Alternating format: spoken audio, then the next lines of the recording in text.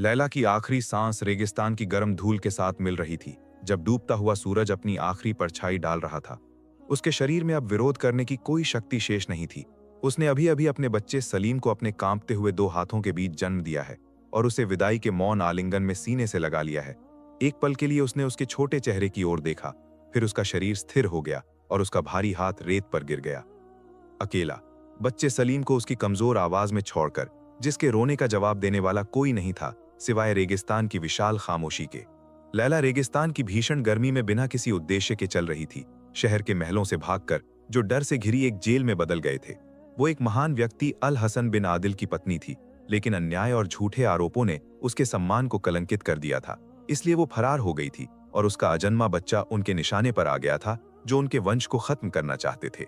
उसे आसपास कोई आश्रय नहीं मिला, क्योंकि विश्वासघात हर रास्ते पर चलना जानता था। उसका दिल डर से कांप रहा था, लेकिन उसका संकल्प और भी मजबूत था। उसने अपनी पोशाक के नीचे एक छोटा लॉकेट और एक सीलबंद चिट्ठी छिपा रखी थी। अगर कोई उसे ढूंढ लेता तो वही उसकी एकमात्र उम्मीद थी। लंबे दिनों और रातों तक वो रेत के टीले पार कर रही थी। हर रात वो पत्थर को तकिया बनाती और आसमान से शक्ति की प्रार्थना करती। सूरज के हर बार डूबने के साथ उसके कदम और भारी होते जा रहे थे, और जैसे जैसे वो आगे बढ़ रही थी, उसे लग रहा था कि उसका शरीर टूट जाएगा। उसकी केवल एक ही प्रार्थना थी जो वो आसमान की ओर उठाती, कि अल्लाह इस मासूम बच्चे की रक्षा करे जिसे वो उठा रही है। उसके भागने के 7वें दिन वो विशाल रेत के टीलों के बीच एक गुप्त निचली जगह पर पहुंची, जो सामान्य काफिले के रास्ते से बहुत दूर थी। तभी अचानक उसकी प्रसव पीड़ा तेज हो गई। वो गर्म रेत पर बैठ गई, दर्द से कराह रही थी और बहुत मुश्किल से खुद को संभाल रही थी। उसने अपनी आखिरी शक्ति इकट्ठा करने के लिए आंखें बंद कर लीं। उसने क्षितिज की ओर देखा और टूटी हुई आवाज में कहा, जो बहुत कम सुनी जा रही थी, हे प्रभु, मेरा बच्चा तेरे हाथ में अमानत है। तू चाहे तो मुझे ले ले, लेकिन उसे जीवन दे। दर्द तेज होता गया जब तक कि उसने एक छोटे बच्चे को जन्म नहीं दिया, जो अपने पतले गले से पहली सांस के लिए संघर्ष करते हुए दुनिया में आया। उसने उसे अपने सीने से लगा लिया, मातृत्व के एक संक्षिप्त पल के लिए, उसका थका हुआ शरीर शांत होने से पहले।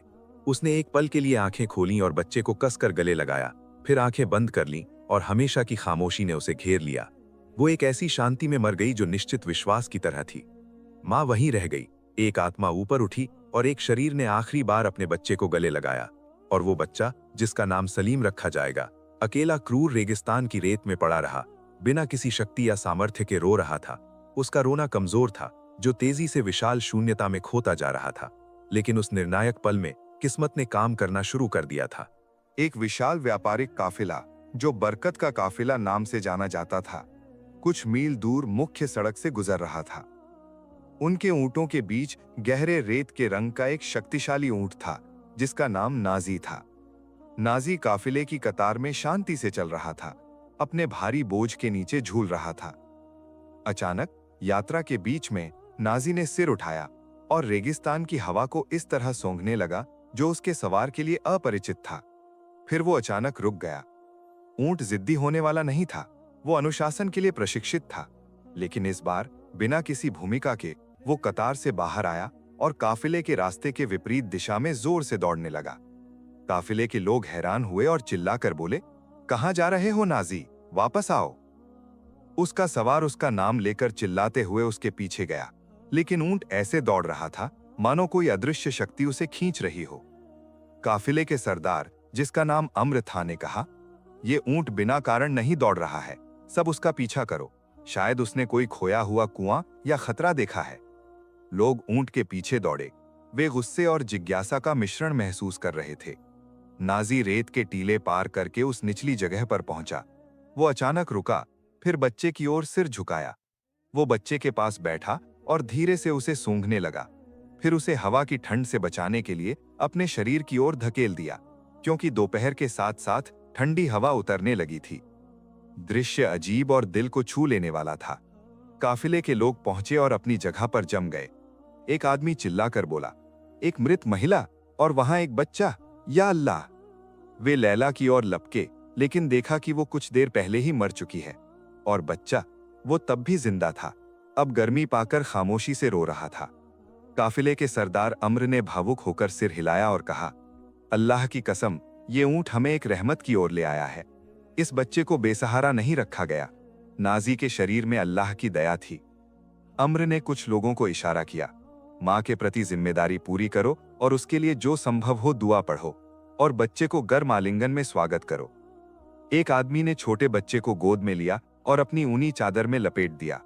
ऊंट नाजी बच्चे को गोद में लेने वाले आदमी के पास आया और उसकी हालत देखने के लिए सिर हिलाया। वे समझ गए कि उसने शुरू से ही उसे महसूस किया था, जब उसका रोना रेत के टीले पार नहीं कर पा रहा था। उन्होंने मां को दफनाया और बच्चे का नाम रखा सलीम, जिसका अर्थ है खतरे से बचा हुआ। उन्होंने सलीम को एक ऊंट के ऊपर गर्म कपड़ों के बीच रखा, लेकिन नाजी बच्चे को ले जाने वाले ऊंट के साथ साथ चलने लगा, उससे एक कदम भी नहीं हटा। इस तरह काफिला अपने रास्ते पर लौट आया, साथ में उस बच्चे को लेकर जिसका जीवित रहना तय था। काफिला सारा दिन चलता रहा। पुरुषों के मन में उलझन थी। उन्होंने कभी किसी ऊंट को इतनी जिद के साथ काफिले की कतार नहीं छोड़ते देखा था, जब तक कि कोई बड़ा कारण ना हो। उनमें से एक ने काफिले के सरदार अम्र से कहा, हे सरदार, नाजी ना होता तो हम इस बच्चे को देख नहीं पाते। क्या हम उसे हमारे साथ शहर ले जाएंगे? अम्र ने उत्तर दिया, नहीं, शहर में कोई दया नहीं है। उसे नखलिस्तान की सुरक्षा की जरूरत है। शाम ढलते ढलते खजूर के पेड़ों पर हल्का झंडा उड़ता देखा गया। वो नखलिस्तान की सुरक्षा अमाने नामक एक छोटा नखलिस्तान था। नखलिस्तान के सरदार ने उनका स्वागत किया और उन्होंने उसे बच्चे और ऊंट की कहानी सुनाई। नखलिस्तान के निवासियों के बीच से सलमा नाम की एक बुजुर्ग और प्रतिष्ठित महिला आगे आईं। वो अपनी ममता और ज्ञान के लिए जानी जाती थीं। उन्होंने बच्चे की ओर देखा और कहा, वो कमजोर है, लेकिन वो जीवन को पकड़े हुए है। मैं उसकी देखभाल करूंगी और अपनी ऊंटनी का दूध पिलाऊंगी। ये हम सब की जिम्मेदारी है। काफिले के सरदार ने बच्चे को नखलिस्तान के लोगों के जिम्मे छोड़कर जाने का प्रस्ताव दिया। नखलिस्तान के सरदार और उसके लोग उसकी जिम्मेदारी लेने के लिए स्वेच्छा से राजी हो गए, कहते हुए कि बच्चा आसमान की अमानत है और जब तक उसे जरूरत है हम ही उसका परिवार हैं। सुबह जब वे यात्रा की तैयारी कर रहे थे, नाजी के मालिक ने उसे काफिले के साथ ले जाने की कोशिश की, लेकिन ऊंट ने हिलने से इनकार कर दिया। नाजी उस तंबू के पास खड़ा रहा जहां सलमा ने बच्चे को रखा था, जैसे उसने खुद को पहरेदार के रूप में नियुक्त किया हो। उसके मालिक ने उसे पुकारा, रस्सी पकड़कर खींचा, लेकिन उसने जवाब देने से इनकार कर दिया और उसकी आंखें तंबू पर टिकी रहीं। आखिरकार नखलिस्तान का सरदार हंसा और बोला, उसे मजबूर मत करो। नाजी ने यहाँ पहरेदार के रूप में रहना चुना है, उसे हमारे साथ रहने दो। वो इस लड़के की किस्मत का हिस्सा है। ऊंट के मालिक ने कुछ पैसों के बदले उसे दे दिया और सुबह काफिला चला गया। नाजी खवा होकर उन्हें देखता रहा जब तक कि वे ओझल नहीं हो गए। फिर वो तंबू की ओर मुड़ा और शांति से उसके सामने बैठ गया। इस तरह सलीम को सलमा के पास एक सुरक्षित घर और स्नेही माँ मिली, जिसने उसे दूध पिलाकर बड़ा किया, और नाजी में मिला एक खामोश दोस्त और पहरेदार। सलीम सलमा की गोद में बड़ा होने लगा, जो उसे अल्लाह का भेजा हुआ एक आशीर्वाद मानती थी। सलीम बड़ा हुआ और उसके साथ नाजी भी बड़ा हुआ। ऊंट ने लड़के को एक दिन के लिए भी नहीं छोड़ा, चुपचाप उसके पीछे चलता था। सलीम थक जाता तो नाजी की गर्दन पर सिर रखता और उसके पास खजूर के पेड़ की छांव में बैठता। नाजी उसकी पहचान का हिस्सा बन गया। नखलिस्तान के सब लोग उसे इसी के माध्यम से पहचानते थे। सलीम ने जब जवानी में कदम रखा, उसकी उम्र तब लगभग 15 थी, तब उसके जन्म और पहचान को लेकर सवाल उसके दिल पर दबाव डालने लगे। एक बच्चे ने उससे मासूमियत से पूछा, तुम्हारे पिता कहाँ हैं और तुम किस कबीले के हो? सलीम को कोई उत्तर नहीं मिला, इसलिए वो सलमा और नाजी के पास दुखी मन से वापस आया। उसने सलमा से दर्दनाक सरलता के साथ पूछा, माँ, सब लोग अपने पिता को जानते हैं सिवाय मेरे, मैं असल में कौन हूं? सलमा ने दुख में गहरी सांस ली, क्योंकि वो इस पल से डर रही थीं। उसने उसे शांति और ममता से कहा, बेटा, तुम सलीम हो, नखलिस्तान की संतान, और वो संतान जिसे मैंने प्यार किया है। वंश परिचय की चिंता मत करो, क्योंकि चरित्र ही असली पहचान है। लेकिन सलीम आश्वस्त नहीं हुआ।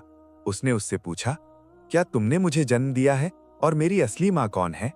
सलमा झूठ नहीं बोल सकी, इसलिए उसकी आंखों से आंसू लुढ़क गए और उसने धीमी आवाज में कहा, नहीं बेटा, तुम्हारी माँ तुम्हारे जन्म के बाद रेगिस्तान में मर गई थीं, उनका नाम जानने से पहले ही, लेकिन वो तुम्हारी रक्षा करते हुए चली गईं। सलीम ने महसूस किया कि उसके अंदर कुछ टूट गया है। वो तंबू से निकलकर नखलिस्तान के किनारे की ओर गया और नाजी ने उसका पीछा किया। वो रेत पर बैठा और नाजी ने उसके कंधे पर सिर रखा। सलीम ने नाजी से धीमी आवाज में कहा, क्या तुम मेरी कहानी जानते हो नाजी? क्या तुम उस दिन वहां थे? ऊंट ने एक ममतामयी आवाज निकाली, जैसे वो पुष्टि कर रहा हो। सलीम ने उसकी गर्दन पर हाथ रखा और कहा, मैं जानने जाऊंगा दोस्त। मैं उस जगह को देखना चाहता हूं जहां मेरी किस्मत शुरू हुई थी। नखलिस्तान के सरदार और सलमा ने उसे यात्रा की अनुमति दी। सलीम ने अपना रसद तैयार किया, नाजी की पीठ पर चढ़ा और भोर होते ही जिस तरफ से आया था उस तरफ रवाना हुआ। नाजी दृढ़ता और निश्चय के साथ चल रहा था, जैसे उसे हर कदम याद हो। पूरे एक दिन बाद मिट्टी बदलने लगी और सलीम ने महसूस किया कि नाजी तेजी से चल रहा है। ऊंट उसे एक छोटी निचली जगह पर ले गया। नाजी अचानक रुका और धीरे धीरे मिट्टी सूंघने लगा, फिर नीचे बैठा। सलीम उसकी पीठ से उतरा और जोर से रेत खोदने लगा। कुछ मिनटों बाद उसे एक पुराने कपड़े का टुकड़ा मिला जो दबा हुआ था। उसमें हल्की गंध थी। उसने उसे अपने सीने से लगाया और देर तक रोया। उसने मन ही मन कहा, यहीं शुरू हुआ था, यहीं मेरी मां लैला लेटी थी। हे प्रभु, उन पर रहम बरसा। जब वो बैठा था, उसने देखा एक यात्री ऊंट की पीठ पर सवार होकर आ रहा है। उसने उससे मुलाकात की और उसे अपनी कहानी सुनाई। यात्री चुप हो गया, फिर बोला, बेटा, मैंने ये कहानी कई साल पहले सुनी थी। उन्होंने कहा था, एक काफिले ने दूर एक कुएं के पास एक मृत महिला और एक जीवित बच्चे को पाया था, और एक ऊंट दूध और खून की गंध पाकर उन्हें वहां ले गया था। मैं उस काफिले में छोटा था। यात्री ने पुष्टि की कि ऊंट नाजी वही ऊंट है, और सलीम को यकीन हो गया कि उसका जीवन कोई संयोग नहीं था। सलीम अपने भीतर शांति लेकर नखलिस्तान लौट आया, सच्चाई का एक हिस्सा जानकर। साल शांति से बीत गए। सलीम बड़ा होकर 20 साल का एक मजबूत युवक बना, जो अपने ज्ञान और विनम्रता से नखलिस्तान के लोगों की सेवा करता था। और नाजी बूढ़ा हो गया था और सलमा और सलीम के तंबू को छोड़कर कहीं नहीं जाता था। और एक शाम शहर से एक काफिला आया। लोगों के बीच एक बहुत बूढ़े सरदार थे, जिन पर लंबी यात्रा की छाप थी। उनका नाम मूसा था। वे आग के पास बैठे और नखलिस्तान के सरदार से पूछा, क्या इस नखलिस्तान में सलीम नाम का कोई युवक है? नखलिस्तान के सरदार ने हैरान होकर कहा, हाँ, वो बचपन से ही हमारे बीच बड़ा हुआ है। उससे आपको क्या काम है? शेख मूसा ने कहा, मैं उसे कई सालों से ढूंढ रहा हूं। मुझे लगता है वही वो व्यक्ति है जिसे हम लंबे समय से ढूंढ रहे हैं। सरदार ने सलीम को बुलाया। युवक शांति से आया और सलाम करके अजनबी व्यक्ति के सामने बैठ गया। शेख मूसा उसकी ओर देर तक देखते रहे, फिर उनकी आंखों से आंसू गिरने लगे और उन्होंने टूटी हुई आवाज में कहा, सुभान अल्लाह, उसका चेहरा बिल्कुल मेरी मालकिन लैला जैसा है। सलीम ने उनसे उत्सुकता के साथ पूछा, लैला कौन है और आप कौन हैं? शेख मूसा ने कहा, बेटा, मैं लैला नाम की एक भद्र महिला का खादिम था। वो शहर के एक महान व्यक्ति अल हसन बिन आदिल की पत्नी थी। इस आदमी को गलत तरीके से आरोपी बनाया गया था और नजरबंद किया गया था। लैला गर्भवती अवस्था में भागी थी, क्योंकि वे उसके बच्चे के जन्म के बाद उसे मारना चाहते थे। सलीम ने महसूस किया कि उसके चारों ओर दुनिया घूम रही है। मूसा कहते रहे, लैला भागी थी और जाते समय मुझसे कहा था, मेरे बच्चे के लिए अल्लाह ही काफी है। मैंने चुपके से उनका पीछा किया था, लेकिन मैंने उन्हें खो दिया। हम जानते थे कि वो मर चुकी हैं, लेकिन तुम्हारे मालिक अल हसन अभी भी शहर में जिंदा हैं। एक बूढ़े बीमार आदमी मौत के इंतजार में। वो हमेशा कहते थे, मेरा बेटा नहीं मरा, मैं उसे एक दिन देखूंगा। सलीम कांप उठा और रोया और मूसा का हाथ पकड़ लिया। तो मेरे पिता अभी भी जिंदा हैं? मैं ही वो बच्चा हूं जिसे अल्लाह ने बचाया? उसने उसे खबर की पुष्टि की।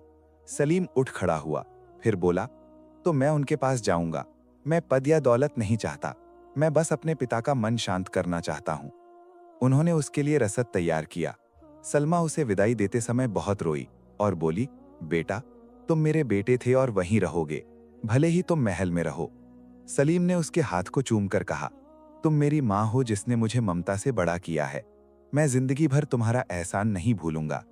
फिर उसने उसे विदाई दी और ऊंट नाजी की पीठ पर चढ़ा, जो बिना किसी हिचकिचाहट के उसके पीछे चला और शेख मूसा के साथ शहर की ओर रवाना हुआ। सलीम कई दिनों तक चला, जब तक कि दूर से शहर की मीनारें दिखाई नहीं दी। वो भोर होते ही शहर में दाखिल हुआ। वे उसे अल हसन बिन आदिल के घर ले गए, जो कमजोर नजर वाले एक बूढ़े व्यक्ति थे। मूसा ने दरवाजा खटखटाया और सलीम धीमे कदमों से अंदर गया। अंदर अल हसन एक साधारण बिस्तर पर बैठे थे। बूढ़े आदमी ने टूटी हुई आवाज में कहा, कौन है वहां?